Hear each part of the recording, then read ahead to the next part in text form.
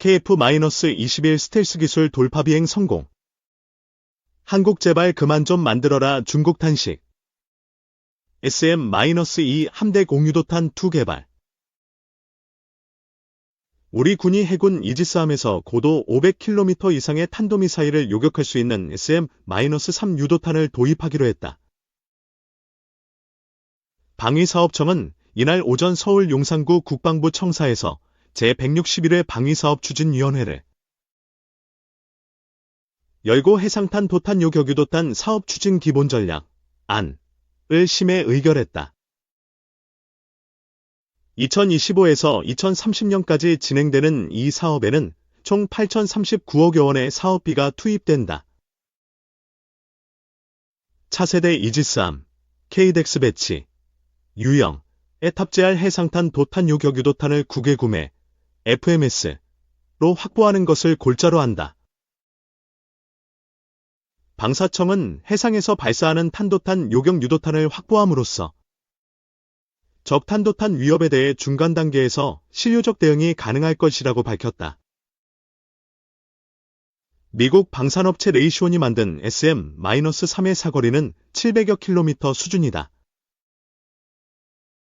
군 관계자는 고도 500여 킬로미터에서 날아오는 적의 탄도미사일을 요격할 수 있을 것이라고 말했다. 장거리공 대공 유도탄 사업은 KF-21에 장착할 장거리공 대공 유도탄을 국내 연구개발로 확보하는 사업이다. 2025에서 2038년 진행되는 해당 사업에는 총 1조 5,700억 원이 투입된다. 방사청은 KF-21의 작전 수행 능력과 생존성이 확보되고 국내 개발을 통하여 안정적으로 공급원을 확보함으로써 효율적인 운영 유지가 기대된다며 국산 공대공 유도탄을 KF-21 기본 무장으로 장착할 경우 수출 경쟁력이 동반 상승하는 효과가 있을 것이라고 설명했다. KF-2 사업은 대공대함 위협으로부터 함정의 최종 단계 방어 능력을 확보하는 사업이다. 2021년에 시작된 본 사업은 2036년까지 8,957억 원이 투입된다. 이번 방추위에서는 KWS 핵심 구성품, 함포체계에 대한 국산화 계획과 물량 확보, 계획 변경 등을 반영해 사업 기간과 물량을 조정했다. 드론 위협 증가 등 최근 전쟁 양상 변화를 고려한 KWS의 진화적 개발을 추진할 수 있도록 사업 추진 기본 전략 및 체계 개발 기본 계획을 수정했다. 방사청은 적의 위협으로부터 함정의 생존 능력과 작전 지속 능력을 증가시켜 우리 해군의 전력 운용에 크게 기여할 것이라고 했다. 울산급 배치 사업은 노후한 초계함, 호위함 등 경비함정을 대체하기 위해 최신 호위함을 건조하는 것을 골자로 한다. 사업 기간은 2023에서 2032년. 총 사업비는 약 3조 2,525억 원이다. 사업이 종료되면 울산급 배치부터 배치까지의 신형 호위함 확보가 마무리될 전망이다. 방사청은 사업을 통해 확보된 호위함은 적의 위협으로부터 우리 바다를 지키는 핵심 역할을 수행할 것이라고 강조했다. 미도 말리지 못했다. 이스라엘. 시리아 북 합작 핵시설 때리던 그날 영상. 뉴스레터 외설. 엑스톡. 은 지난 일요일 3일 이스라엘이 북한의 대중동 미사일 수출을 막기 위해 평양까지 날아가 금광 협상을 벌였던 비사를 전해드렸습니다. 예고대로 이번 주는 이스라엘이 인접국 시리아가 북한의 도움으로 핵시설을 짓고 핵무기 개발에 착수한 첩보를 입수하고 치밀한 계획 끝에 2007년 전투기 폭격이라는 군사작전을 벌인 스토리입니다. 본 스토리는 봉인이 풀린 이스라엘 군 기밀 문서와 영상 자료, 조지 W. 부시 미 대통령과 로버트 게이츠 미 국방부 장관의 회고록, 그리고 이스라엘 전 현직 장교들과 안보부서 관계자 등에 대한 취재록이 담긴 저서 강한 이스라엘 군대의 비밀, 메디치를 압축한 것입니다. 당신은 지금 미번역 외서와 생생한 취재 뒷이야기를 전하는 국내 유일의 뉴스레터 회서를 읽고 계십니다. 이스라엘은 시리아 핵과학자들의 동태를 추적하다 중요한 첩보를 물었다. 2007년 7월 시리아 원자력위원회 위원장 이브라임 오스만 박사가 영국을 방문한다는 내용이었다. 모사드는 10여 명의 요원을 세 팀으로 나눠 런던에 투입했다. 알파팀의 미션은 오스만이 런던 히드로공항에 들어올 때 잠복해 있다가 신원을 확인하는 것이었다. 브라보팀의 미션은 오스만이 묵을 호텔방에 잠입하는 것이었다. 찰리팀 미션은 영국 내 오스만의 모든 활동을 24시간 감시하는 것이었다. 요원들은 모사드의 암살 전문팀인 키동과 도청기기 설치를 전문으로 하는 팀인 네비오트 소속이었다. 오스만 박사는 영국에 입국해 런던 켄싱턴의 한 호텔에 들어갔다. 요원들은 그가 방에서 나오길 로비에서 기다렸다. 잠시 뒤 오스만 박사가 방문을 열고 나왔다. 하지만 무턱대고 그의 방에 들어가지 않았다. 언제 돌아올지 파악해야 했다. 다른 요원들은 그를 미행했다. 박사는 호텔을 나가 런던 주재 시리아 대사관으로 향했다. 그의 방에 들어갈 틈이 난 것이다. 요원들은 오스만의 호텔방에 신속하게 잠입했다. 방에는 노트북이 있었다. 노트북에 해킹 프로그램을 설치했다. 이 작업에 약 15분이 소요됐다. 임무를 마친 이들은 침입 흔적을 남기지 않고 방을 빠져나왔다. 해킹 프로그램은 원격으로 컴퓨터를 조작할 수 있는 것이었다. 저장 장치의 내용물까지 다 빼낼 수 있었다. 노트북에서 빼낸 자료에는 예상했던 것보다 더 놀랄만한 정보가 담겨 있었다. 모사드 분석관들은 입을 다물지 못했다. 시리아 핵개발 정보가 가득했던 것이다. 핵개발과 관련해 다름 아닌 북한과 의견을 주고받은 내용도 있었다. 시리아가 동부 디르 조르에서 핵시설을 건설하고 이를 북한 핵 전문가들이 계획 감독하고 있다는 걸 유추할 만한 자료도 나왔다. 이란이 시리아의 핵개발 비용으로 10억 달러를 지원하고 있는 정황도 나왔다. 북한 핵 관련 고위 관료로 추정되는 인물과 오스만 박사의 사진도 노트북 안에 담겨 있었다. 이란, 시리아, 북한 등 3국이 시리아에 핵시설을 설치하기 위해 삼각 협력을 하고 있다는 합리적 의심이 가능했다. 이란이 시리아의 원자로 건설을 지원하는 건 유사시에 자신들이 쓸 의도인 것으로 분석됐다. 모사드는 오스만 박사의 노트북에서 입수한 내용을 미국과 공유했다. 시리아와 북한 간에 오고 간 전화통화 내용을 감청해 보내기도 했다.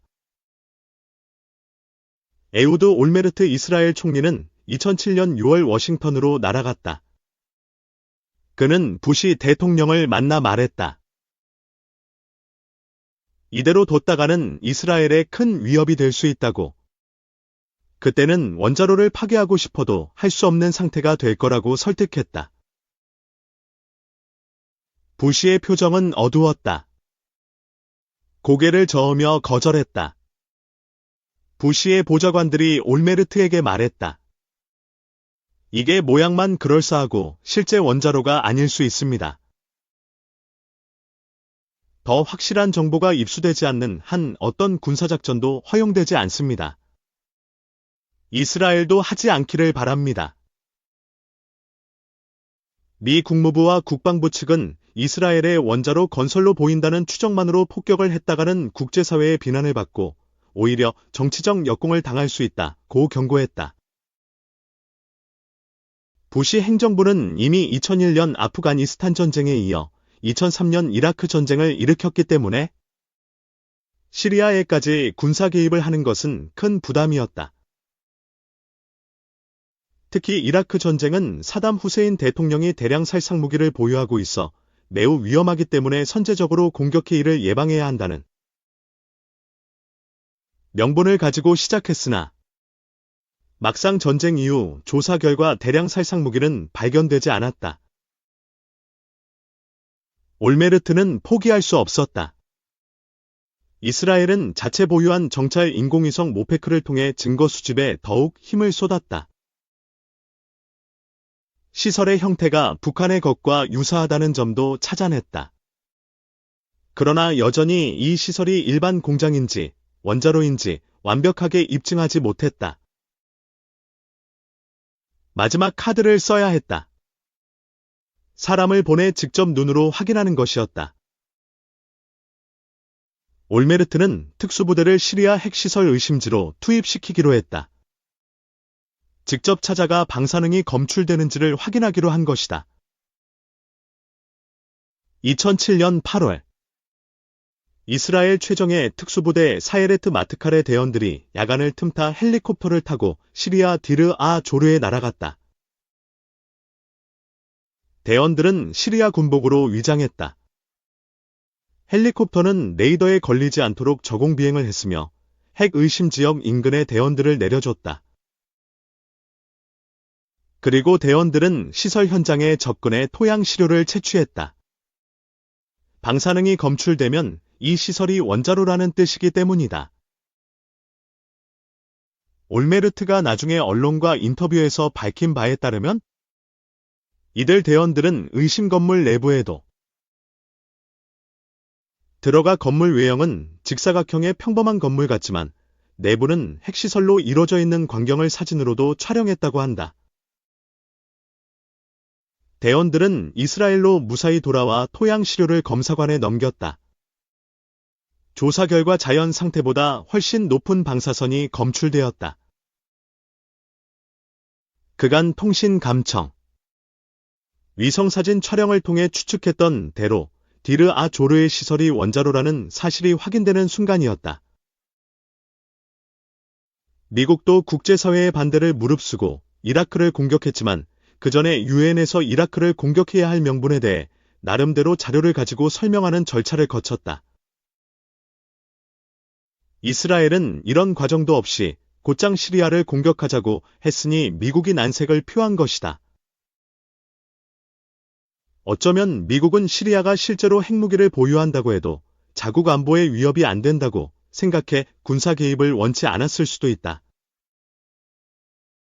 시리아의 핵무기 보유로 가장 큰 피해를 볼 나라는 이스라엘이다. 사태의 중대성을 느끼는 정도가 미국과 달랐다.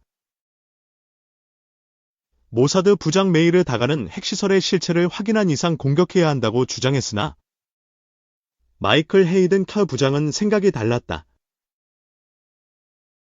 시리아가 분명 군사보복에 나서 중동 지역이 불바다가 될 위험이 크다는 논리를 폈다. 다가는 핵시설을 파괴한 이후 이를 언론 등에 알리지 않고 조용히 넘어가기만 한다면 시리아가 보복에 나서진 않을 것이라 되받아쳤지만 먹혀들지 않았다. 올메르트는 1980년에 총리 메나엠 베긴이 이라크 모시라크 시설을 폭격한 직후 우리는 나중이 아니라 지금을 선택했습니다. 나중은 너무 늦을 수 있기 때문입니다. 라고 했던 연설을 떠올렸다. 이른바 베긴 독트린이다.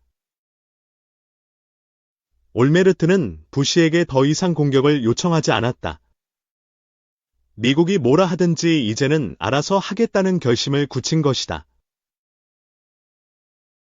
부시 대통령에게 이스라엘 안보에 필요하다고 생각되는 일을 하겠다는 메시지만 전했다고 한다. 부시는 더는 하지 말라 하지 않았다. 침묵했다. 돕진 않겠지만 말리지도 않겠다는 뜻이었다. 시리아가 비밀리에 핵개발을 하고 있다는 사실을 방사능 토양 내부 사진 등으로 입증한 이상 미국도 이스라엘의 의지를 막을 수만은 없었다. 부시의 훗날 회고록을 보면 부시는 올메르트와 이 같은 내용의 통화를 마치고 나서 보좌관들에게 이래서 이 사람이 좋단 말이야. 배짱이 있어라고 말했다고 한다. 미국으로부터 군사 지원을 받는 나라가 미국이 반대하는 군사작전을 감행하기란 어려운 일이다. 하지만 이스라엘은 바로 지금 대반 공격을 하지 않으면 나중엔 일이 더 커진다고 판단했다. 이에 미국의 뜻을 거스르더라도 필요한 일을 하겠다고 한 것이다. 백인 독트린이 이스라엘 안보 정책의 기틀이 돼 26년이 지나 올메르트 정부까지 이어졌다. 지금까지도 마찬가지다. 결심한 이상 지체할 이유가 없었다. 올메르트는 작전 준비를 지시했다. 디르아 조르의 핵시설 이름은 달키바르였다. 알키바르를 파괴하기로 한 작전명은 과수원 작전이라고 지어졌다. 공군 엘리제르 슈케디 장군은 이 작전을 수행할 정예의 조종사들을 선발해 네게브 사막에서 비밀 훈련에 들어갔다. 그는 기밀 유지를 위해 어떤 작전을 할지 일절 말해주진 않았다. 조종사들은 30도 각도로 하강하면서 작은 목표물을 공습하는 연습을 반복할 뿐이었다. 2007년 9월 5일 밤, 슈케디 장군은 조종사들을 소집해 설명했다. 이제 곧 작전이 개시될 것이다. 그간 수고 많았다. 공습 목표물은 알키바르다. 민간인 피해가 없도록 해야 한다.